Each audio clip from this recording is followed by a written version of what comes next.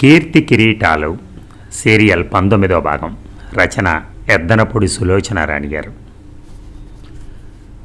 ఏమే స్వర్ణ, ఏం ఆలోచించావు? నేనేం చేయను పిన్ని. ఏం చేయను అంటావేమే? ఏదో ఒకటి చూడక రేపేగా జానకి పిల్లలు వచ్చేది. ఈ మంచం తీసేయకపోతే వాళ్ళు నిలబడే జాగా కూడా ఉండదు. ఆ కామేశ్వరరావు గారింటికి వెళ్ళి ఉండు. పెద్ద ఇల్లు, పిల్ల జల్లా లేరు, వాళ్ళకి ఏమి ఇబ్బంది ఉండదు. వాళ్ళు రావద్దని అంటుంటే ఎలా వెళ్ళను పిన్ని? అంటారే, అనరు మరి. వాళ్ళు తెలివిగలవాళ్ళ, ముందే జాగ్రత్త పడుతున్నారు. నేను తెలివి తక్కువ దాన్ని కాబట్టి నేను నెత్తినెక్కించుకుని ఏడుస్తున్నాను. ఉండు పిన్ని, ఏదైనా మార్గం చూస్తాను. ఇంకెప్పుడు చూస్తావు? నేను చచ్చిన తర్వాత. అంత మాట అనకు. ఒక కాగితం కలం ఇలా ఇవ్వు. ఎవరికి ఉత్తరం రాస్తావు? ఆ కిషోర్కా? ఆయన గారి జవాబు రాసేసరికి జానక్కి పుట్టబోయే పిల్ల పాకుతుంది కూడా.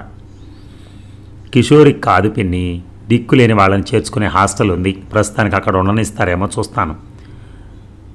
పిన్నతల్లి కాగితం కలం తెచ్చి మంచం మీద గిరాటు కొట్టిపోయింది. స్వర్ణ లేచి కూర్చుని ఓపిక తెచ్చుకుని వ్రాయసాగింది.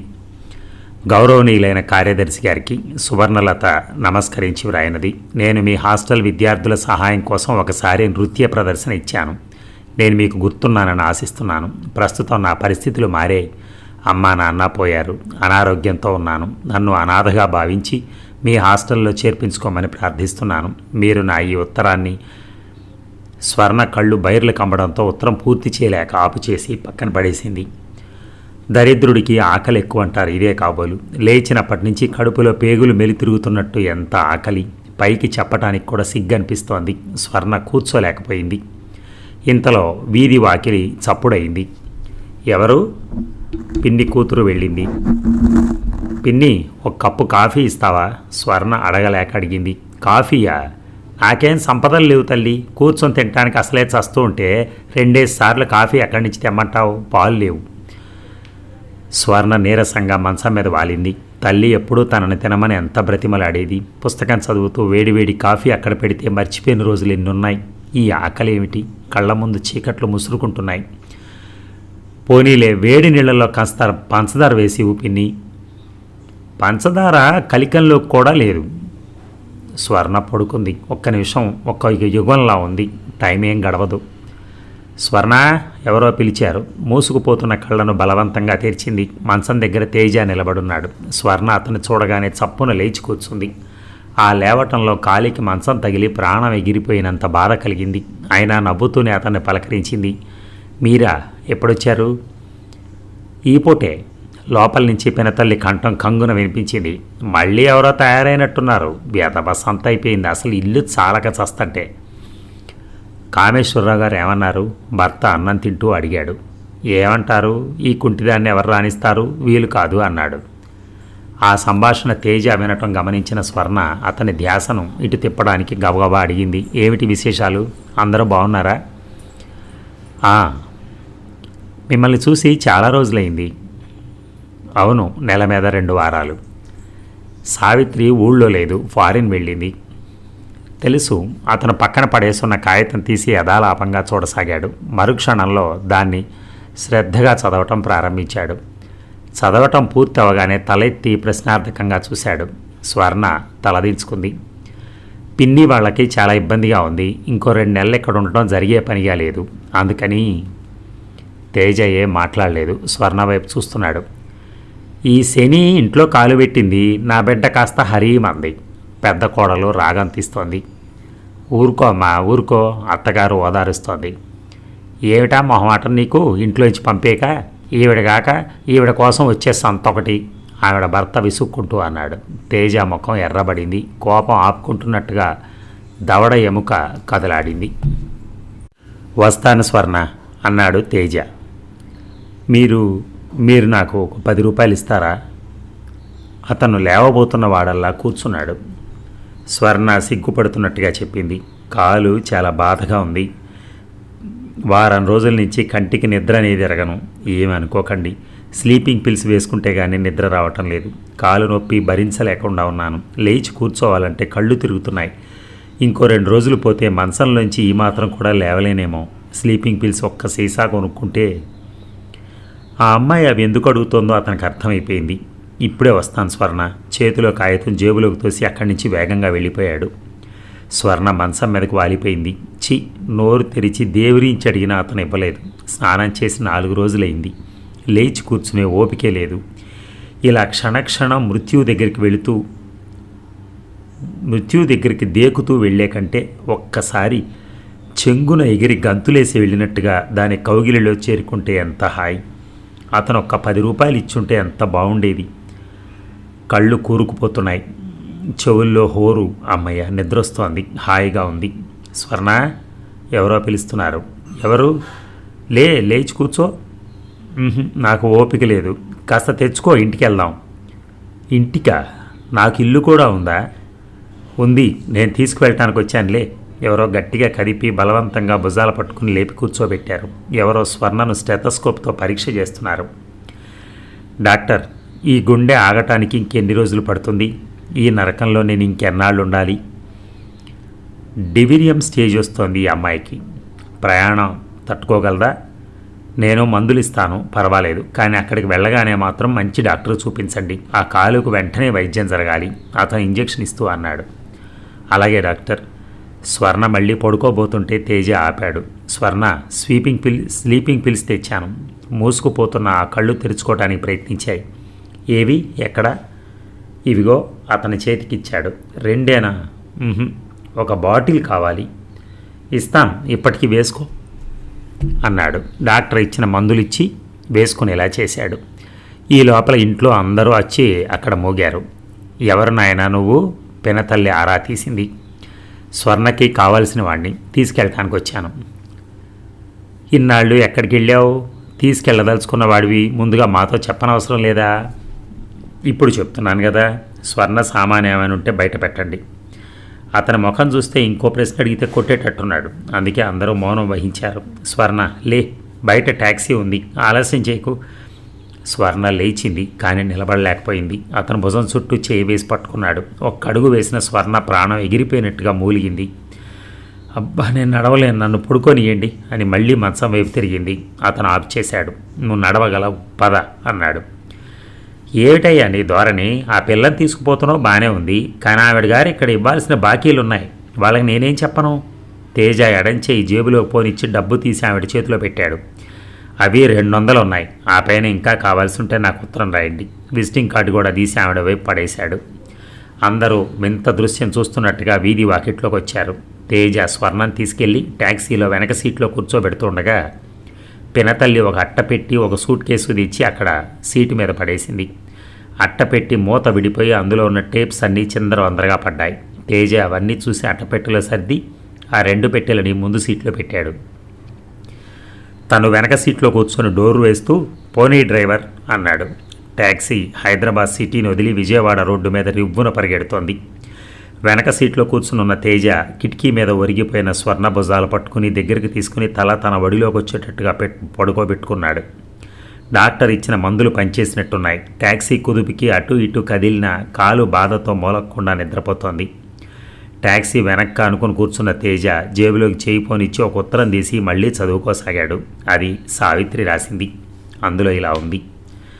అన్నగారికి మీరు వ్రాసిన ఉత్తరం అందింది. చాలా కృతజ్ఞతలు. మేము కులాసాగా ఉన్నాం. స్వర్ణ దగ్గర నుంచి బొత్తిగా ఉత్తరాలు లేవు. నాకు చాలా భయంగా ఉంది. ఆ రాజ్యలక్ష్మి గారు ఇలా చేస్తుందంటే నేను అసలు స్వర్ణను వదిలొచ్చేదాన్ని కాదు. నా ఈ ఉత్తరం అందిన వెంటనే మీరు హైదరాబాద్ వెళ్ళి స్వర్ణను చూసి ఎలా ఉందో వ్రాయగలరు.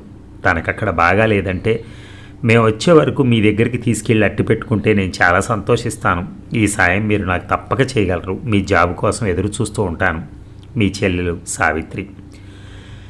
ఆ ఉత్తరం చదవటం పూర్తి అవగానే తేజ నిట్టూర్చాడు. సావిత్రి ఈ ఉత్తరం రాయకపోతే తన స్వర్ణం చుట్టానికి వెళ్ళేవాడే కాదు. తనకేం తెలుసు స్వర్ణకి అయిన వాళ్ళందరూ ఉన్నారని అనుకున్నాడు. ఆ రోజు నర్సింగ్ హోమ్లో వాళ్ళ సంభాషణ విన్న తర్వాత ఇక స్వర్ణ సంగతే గుర్తు చేసుకోకూడదని అనుకున్నాడు. అతని ఒడిలో నుంచి స్వర్ణ తల జారబోయింది.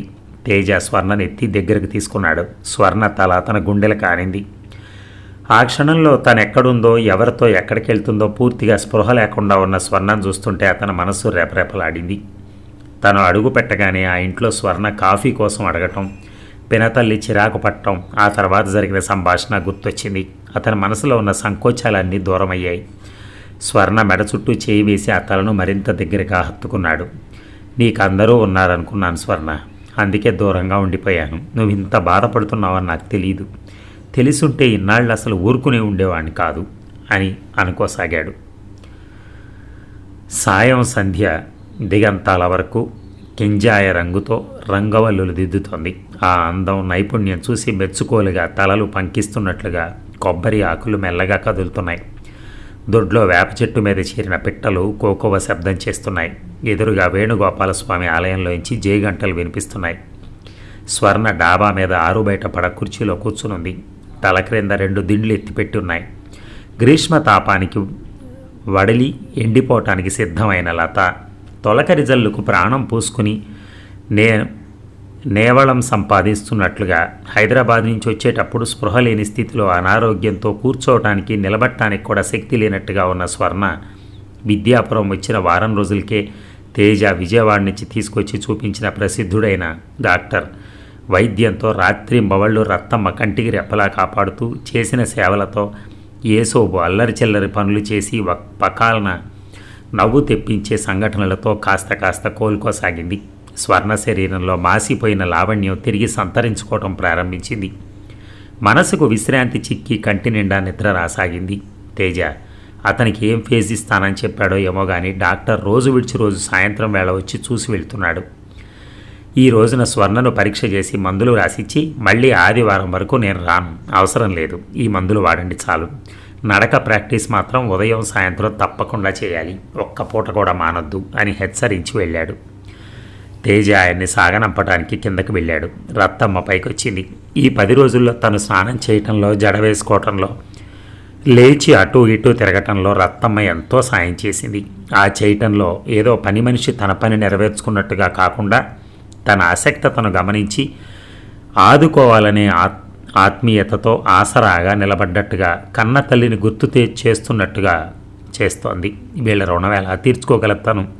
ఆ రోజు తేజ బలవంతంగా ఇక్కడికి తీసుకురాకపోయినట్టయితే ఈ పాటికి తను ఎలాంటి స్థితిలో ఎక్కడుండేదో. ఒంటి మీద స్పృహ లేని స్థితిలో అతను తీసుకొచ్చేయబట్టి సరిపోయింది. ఒంటి మీద తెలిసే ఉంటే, అసలు ఆ తెలివే ఉంటే తాను ఒప్పుకునేదా? ఎక్కడి తేజ, ఎక్కడ తను? జీవితం తెగిన గాలిపటంలా గిరిగింతలు తిరిగి చివరికి ఇక్కడికి వచ్చి చిక్కుపడింది. తను మామూలు మనిషి అవ్వటం ఇప్పట్లో సాధ్యపడుతుందా? ఆర్థికంగా తన కాళ్ళ మీద తాను నిలబడగలగటం ఈ జన్మలో మళ్ళీ చూస్తుందా?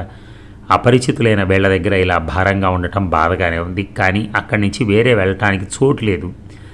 జీవితం వక్రించింది, అదృష్టం మారింది, పరిస్థితులు తిరగబడ్డాయి. తాను నిస్సహాయంగా చూడటం మినహా ఇంకేమీ చేయలేకపోతోంది. కనీసం ఈ ఆరోగ్యమైనా త్వరగా చక్కబడితే. ఈ పూట మీకు అన్నంలోకి ఏం చేయమంటారమ్మా? రత్తమ్మ దగ్గరికి వస్తూ అడిగింది. డాక్టర్ అన్నీ తినవచ్చునని చెప్పాడు. నా కోసం ఇక ప్రత్యేకంగా ఏదీ చేయొద్దు, నువ్వేది చెప్తే అది తింటాను. నేను ఎలాగూ ఏదో ఒకటి చేయాలి కదమ్మా, అది చేసేదేదో మీకు ఇష్టమైందే చేస్తే పోతుంది కదా. ఇంతలో తేజ కూడా పైకొచ్చాడు. రత్తమ్మ, అమ్మాయి గారిని కాసేపు నడిపించు అన్నాడు. ఇప్పుడా? వద్దు వద్దు, రేపు నడుస్తాను అంది స్వర్ణ. కానీ నిలబడాలంటేనే ప్రాణం పోయినంత బాధగా ఉంది. రేపు ఎలాగో నడవాలి, రోజు 2 పూటలు తప్పక నడవాలని డాక్టర్ చెప్పలేదు? కాలు చాలా బాధగా ఉంది. ముందు కాస్త బాధ పెట్టినా క్రమంగా అదే తగ్గుతుందని అన్నాడు. రత్తమ్మ, చేయి తీసుకో, కుర్చీలోంచి లేవది. రత్తమ్మ చేయి అందించింది. ఆ చెయ్యి ఆసరా తీసుకుని స్వర్ణ తప్పనిసరిగా కుర్చీలోంచి లేచింది. 2 అడుగులు వేసిందో లేదో బాధతో గిలగిలలాడింది. రత్తమ్మ చేయి విసురుగా తోసేసి వెనక కుర్చీ వైపు తిరిగింది. రత్తమ్మ, చెయ్యి వదలకో అన్నాడు తేజ. రత్తమ్మ స్వర్ణ చేయి పట్టుకుని బలవంతంగా నడిపించబోయి స్వర్ణ గిలగిలలాడడంతో భయపడి వదిలేసింది. పోన్లేండి అబ్బాయి గారు, అంత బాధగా ఉంటే ఎలా నడుస్తుంది? రేపు నడుస్తానంటుందిగా, ఈ రోజుకు వదిలేయండి అంది జాలిగా చూస్తూ. అప్పటికే స్వర్ణ కుంటుకుంటూ కుర్చీ దగ్గరికి చేరింది. దూరంగా ఉన్న తేజ చప్పున 2 అడుగులు ముందుకొచ్చి స్వర్ణ జబ్బ మీద గట్టిగా పట్టుకున్నాడు. స్వర్ణను కుర్చీలో కూర్చొనియకుండా మళ్ళీ ఇటు తిప్పాడు. నడు స్వర్ణ నడిపిస్తూ అన్నాడు. అబ్బా, నేను నడవలేను. నడవగలవు, నా వల్ల కాదంటుంటే అని బాధతో గిలగిలలాడుతూ అంది. నువ్వు నడక ప్రాక్టీస్ చేయకపోతే శాశ్వతంగా కుర్చీలో అలాగే కూర్చోవాల్సి వస్తుందని డాక్టర్లు చెప్పలేదు కోపంగా అన్నాడు. ఈ బాధ కన్నా అదే నయం అనిపిస్తోంది. నడవకపోతే ఎలా? ఇప్పుడు నీకు అమ్మ నాన్న ఎవరూ లేరు. ఎల్లకాలం ఎవరు చూస్తారు నిన్ను? ఎన్నాళ్ళు నిన్ను నా దగ్గర ఉంచుకుంటాను? నీకు త్వరగా నయమైతే నువ్వు ఇక్కడి నుంచి వెళ్ళిపోవచ్చు. స్వర్ణ అతని వైపు వెర్రిదానిలా చూసింది. ఆ కళ్ళల్లో వేటగాడి బాణం సూటిగా వచ్చి గుండెల్లో దిగిన పక్షి గిలగిలలాడిన బాధ రెపరెపలాడింది. తేజ అదేమీ గమనించనట్టు, గమనించిన లక్ష్య పెట్టనట్టుగా నడుం చుట్టూ చేయి వేసి బలంగా పట్టుకుని బలవంతంగా నడిపిస్తూనే ఉన్నాడు.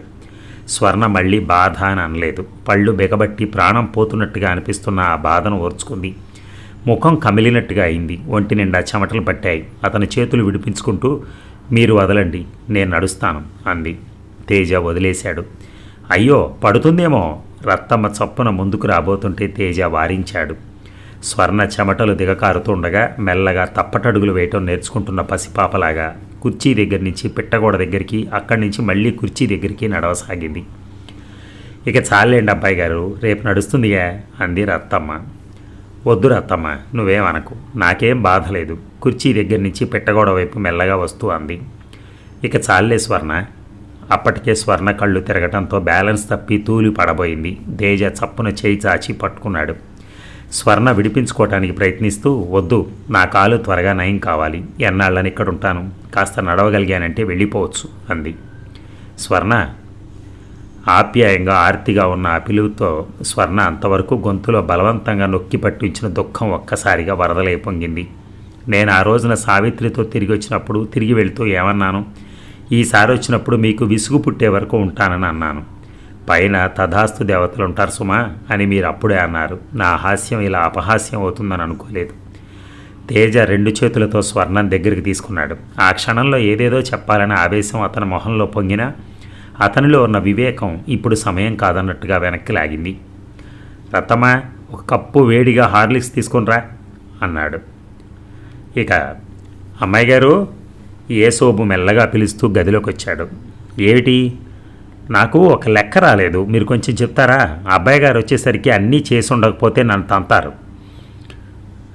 నాకు లెక్కలు అంతగా రావే, మరి తీసుకురా చూస్తాను. ఏసోబు తూనీగలాగా వెళ్ళి పుస్తకాలు తీసుకొచ్చాడు. స్వర్ణ చేతికి వాటిని ఇచ్చి బుద్ధిమంతుల్లా కూర్చుని పక్కన నిలబడ్డాడు. కుర్చీ పక్కన నిలబడ్డాడు. స్వర్ణ వాడి దస్తూరి నీట్గా ఉన్న క్రమ పద్ధతి చూసి ఆశ్చర్యపోయింది. ఇవన్నీ నువ్వు చేసినవేనా? ఇది నీ చేతి వ్రాతేనా? నాదే. చాలా బాగుంది. నీ అల్లరి చూస్తే నీకు ఇంత చదువు వస్తుందని ఎవరు అనుకోరు. ఈ ఊళ్ళో టీచర్లు పిల్లలకి చాలా బాగా చదువు నేర్పుతున్నారన్నమాట. స్కూల్లోనా? అదేం కాదు, ఇదంతా మా అబ్బాయి గారు నేర్పిందే. నేను ఇంత బాగా వ్రాసానని మీరు అంటున్నారు, కానీ మా అబ్బాయి గారు ఎప్పుడూ అనరు. నేను ఇంకా బాగా వ్రాయాలట, ఇంకా పెద్ద పెద్ద చదువులు చదవాలట, సూటు బూటు వేసుకునే పెద్ద ఉద్యోగం చేయాలట. మీ అబ్బాయి గారు ఎందుకు చదువుకోలేదు మరి? నవ్వు ముఖంతో అడిగింది. చదువుకోవాలని ఉండేదట, కానీ కుదరలేదట. అందుకని మా అబ్బాయి గారి చదువు కూడా నేను చదివేయాలి. అమ్మాయి గారు ఏం చేస్తున్నారు? పడుకున్నారా అంటూ రత్తమ్మ అక్కడికి వచ్చింది. రత్తమ్మను చూడగానే ఏ సోబు కబుర్లు మానేసి రెండు చేతులు కట్టుకుని పాఠం చెప్పించుకుంటున్న కుర్రాళ్ళ బుద్ధిమంతుల్లా నిలబడ్డాడు. ఏం రత్తమ్మ? స్వర్ణ ఏం కావాలి అన్నట్టుగా అడిగింది. చిన్న పని చేసి పెట్టండి అమ్మా. రత్తమ్మ చేతిలో బొత్తిగా ఉన్న ఉత్తరాల కట్ట స్వర్ణ చేతిలో పెట్టింది. ఇందులో కాశీ నుంచి తాతగారు రాసిన ఉత్తరం ఉంది. కాస్త చూసి పెట్టండి. మా అమ్మాయి గారు ఆ ఉత్తరం తనకు పంపమని రాశారు. అబ్బాయి గారు ఇందులో కలిపి ఆ డ్రాయర్లో పడేశారు. 2 రోజుల నుంచి అడుగుతుంటే తీసి ఇవ్వలేదు. కాస్త ఆగిరా, ఇప్పుడు కాదు, నేను లెక్కలు చెప్పించుకోవాలి. ఏసోబు కోపంగా అన్నాడు. నువ్వు నోరు మూసుకో, నీతో ఎవరు మాట్లాడలేదు. రత్తమ్మ కసిరింది. ఏసోబు పెదవులు బిగించి నోరు మూసుకొని చూపించాడు. నువ్వు ఇలా నోరు మూసుకో చూద్దాం. పళ్ళు బయట పెట్టి చూపించి ఆవిడ ఎత్తుపళ్ళను విక్రిస్తూ అన్నాడు. రత్తమ్మ చేయి ఎత్తింది. అడ్డగాడిద, సిగ్గులేని వెధవ. సిగ్గు నీకు చాలా ఉంది పాపం. రవిక లేకుండా నువ్వు దగ్గర స్నానం చేస్తావు కానీ. ఈ మాట వినగానే రత్తమ్మకు చాలా కోపం వచ్చేసింది. జ్యేష్ఠ వెధవ, వేలేడంత లేవు అంటూ ఏసోబును పట్టుకుని కొట్టబోయింది. వాడు గదిలోంచి రివ్వున పరిగెత్తాడు. రత్తమ్మ వాడి వెంట పడింది. ఏసోబుతో తగాదాకు దిగిందంటే రత్తమ్మకి ఏ సంగతి గుర్తుండదు. స్వర్ణ చిరునవ్వుతో ఉత్తరాలన్నీ చూడసాగింది. అన్నీ ఏవేవో తేజ వ్యాపారానికి సంబంధించినవి ఉన్నాయి. కొన్ని అతని వ్యక్తిగతమైనవి కూడా ఉన్నాయి. స్వర్ణ దృష్టి ఒక ఉత్తరం మీద నిలిచింది. అది గోపాలం తేజకు రాసిన ఉత్తరం. అందులో తన కారు యాక్సిడెంటు, తల్లిదండ్రుల మరణం గురించిన ప్రసక్తి ఉండడంతో స్వర్ణ చదవకుండా ఉండలేకపోయింది. ఉత్తరం చదువుతున్న కొద్దీ మహారణ్యంలో కార్చిచ్చు మొదలైనట్టుగా మనసంతా ఒక అగ్ని ప్రారంభమైంది. స్వర్ణ ఇక జీవితంలో మున్ముందు ఎప్పుడూ డ్యాన్స్ చేయలేదు తేజ. ఈ మనుషుల జీవితం ఎంత అల్పంరా. ఏ క్షణంలో భగవంతుడు జారవిడిచిన గాజు వస్తువులా ఎప్పుడు పగిలిపోతామో తెలియదు కదా. స్వర్ణ ఆ వాక్యాలను 1కి 10 సార్లు 100 సార్లు మరీ మరీ చదివింది. వాటి అర్థం జీర్ణించుకుంటున్న కొద్దీ పిచ్చిదానిలా కాలు వైపు చూసుకోసాగింది. తాను ఎప్పటికీ ఇక డ్యాన్స్ చేయలేదా? స్వర్ణ హృదయంలో పంజరంలో పక్షిలా గిలగిలలాడుతోంది. చెవుల నిండా కాలి అందెల చప్పుడు గల్లు గల్లుమని శబ్దం చేస్తూ వెర్రెక్కిస్తున్నాయి. స్వర్ణ చూపులు భయ విహ్వలంగా అయ్యాయి. ఏ ఆశ కొన ఊపిరి అయి తనని ఈ బాధల మధ్య బలవంతంగా బ్రతికిస్తుందో అది కూడా పుట్టుక్కున తెగిపోయింది. స్వర్ణ కళ్ల ముందు తెరలు తొలగిపోయినట్టుగా కిషోర్ ప్రవర్తనకు, ఆ నిర్లక్ష్యానికి అర్థంలో చూసినంత స్పష్టంగా కనిపిస్తోంది.